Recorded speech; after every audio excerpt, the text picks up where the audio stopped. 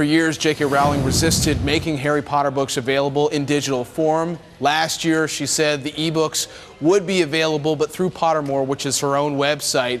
And there are digital versions that are compatible with devices like the Kindle, so Amazon now gets to enjoy the benefit of her selling those ebooks. For some reaction to this development, we're joined again by Jon Munster, Senior Research Analyst at Piper Jaffray. And Jon, yesterday we talked about the success of Hunger Games in theaters over the weekend. It has also been a huge home run for Amazon, encouraging people to buy ebooks and buy Kindles as well. You would think Jeff Bezos, a savvy guy, would have cut a deal sooner to get access to the Harry Potter books in ebook form. What do you think about that?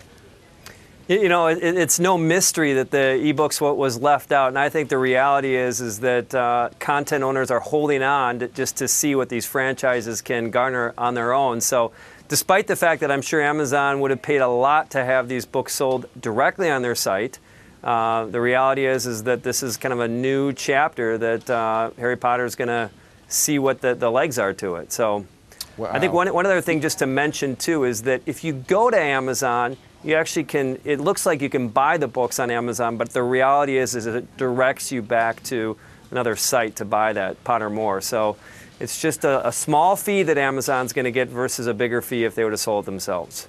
There was a lot of talk about that online today. Maybe we'll call it Pottergate. But as for the real loser in all this, is it more the publisher than it is, say, Amazon? Because ultimately, Amazon's still going to make some money. Yeah, Amazon's going to make, I think the loser is probably a little bit of Amazon, because we estimate that if Amazon would sell a digital book, they'd take about 30% of the value of that book. In this scenario, they have what's called an affiliate fee, which basically is they get paid if you click from Amazon through to the Pottermore website. And so that's probably about 10 to 15%. And so I think the big loser, as you said, is the publisher. And maybe there was some arrangements that was in the publisher's contract that they get some sort of royalty on the side. But the reality, this is a big event because it cuts the publisher out of the equation, which is what's unique.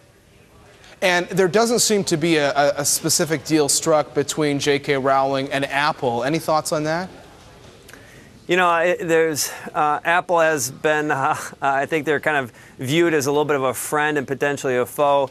I think from Apple's perspective, they're just glad that it's in a standardized digital book format, so it'll be able to be read on an iPad.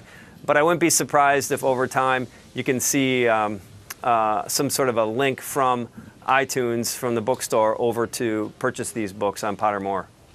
Well, one of the questions we've been asking this week, Jon, is, who is the long-term winner in the ebook market? Is it Amazon? Is it Apple? Is it Barnes & Noble, which is obviously distant third right now, but still making up some share? What do you think? Well, just by the process of elimination, I think you can just take Barnes & Noble off because they're probably not going to be around in a decade, so they're not going to be one of the winners. But I think if you look at something like Amazon has some benefit, the ultimate winner is going to be Apple, as the iPad becomes better at reading text, similar to what the Kindle's very good at. The iPad over time will get better at that. And it's just really hard for Amazon to compete head-for-head against Apple on the hardware. So yes, they'll benefit from the digital books phenomenon, but on the hardware side, it's going to be Apple.